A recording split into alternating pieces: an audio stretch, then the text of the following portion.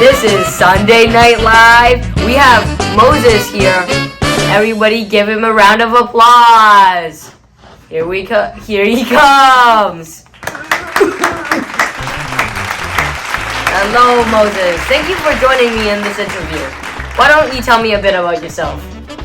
Hi, my name is Moses, and I have lived for 120 years. I have really bad eyesight, and since this is a modern age, thank God that, we have glasses now.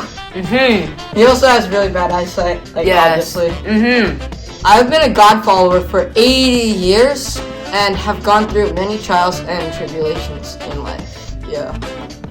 How did you become a God follower, actually? So, I became a God follower right after I had... Okay, big reveal. I killed the Egyptian taskmaster. Oh. Yeah. That is a big sin. How do you feel about that? To be honest, I actually killed him just because, he was bullying my Israelite friends, so, I had to kill him. Okay. So, where did you go after you fled Egypt? So, I then fled to Midian, and I spent the next 40 years living there.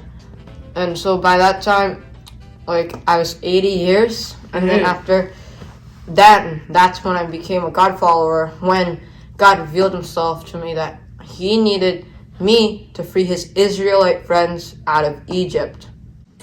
You've been a God follower for 80 years now.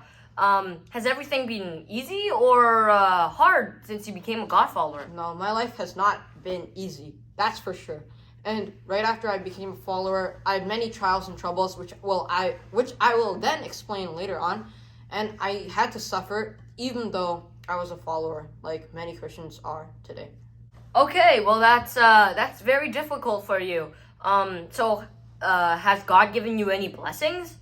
Well, God's blessings to me was my brother Aaron, for he was the one to speak to Pharaoh to tell him that the Israelites have to get out of Egypt, because I was kind of scared and I had a bad tongue back then, so I wasn't able to speak that well.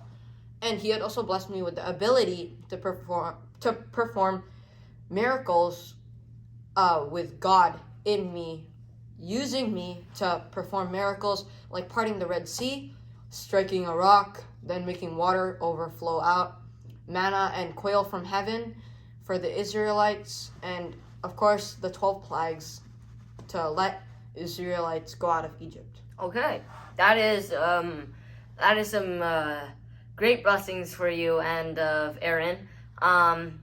So now let's get into what are some of your biggest trials you have encountered in your life. After I had led the Israelites out of Egypt, they kept on complaining, and that was one of the major trials that I had. So there was the lack of water for the Israelites, or bitter water. There was also lack of food for the Israelites, and they started to complain and say that, oh, I actually wanted to be back in Egypt where we actually had food and stuff like that. They kept on grumbling because they weren't content with what they had, because we were still on our way to the promised land that Jesus has promised.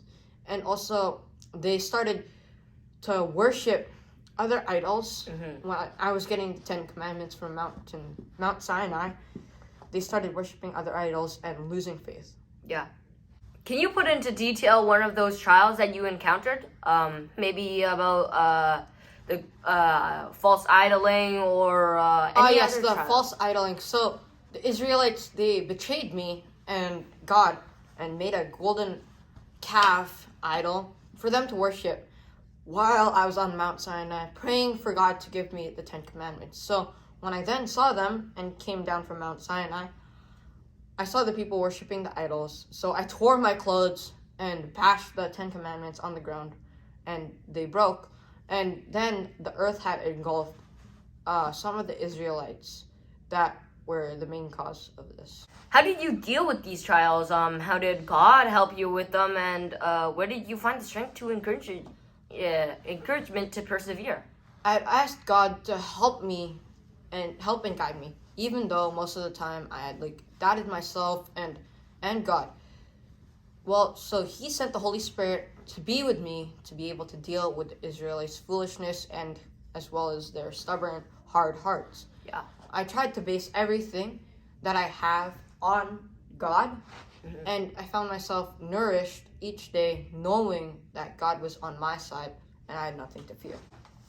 Well, you've been alive for quite a long time, Moses, and you are a lot wiser and have a lot more advice to give us. So, what are some tips or things we should do to face if we face similar situations in our lives that are like trials and the troubles that you have gone through in your life? Well, we shouldn't act out, and I think we should keep our anger inside of us. Even if we might want to scream or lash out at people, we can express feelings of trouble through words, but never through violence and hate for one another. We can also ask God to guide us, because I needed guidance, but sometimes got it from the wrong places, like myself. So, these trials and troubles, how have they affected you, and have they like impacted your life, and did they help you grow? These difficulties helped me to grow spiritually and help me to, trust God that He will bring me through anything in life. To be honest, there were many times that challenged my faith. Like, right before I was about to part the Red Sea, I didn't know what the heck was going to happen. I didn't know if I was able to trust God because the Egyptians were right at our tail and were about to kill us. And I think that there were many trials that either would have led me to God or would have led me more astray. And I think since I trusted God with all my heart and just put my faith in Him, it led me closer to God and deepened my relationship.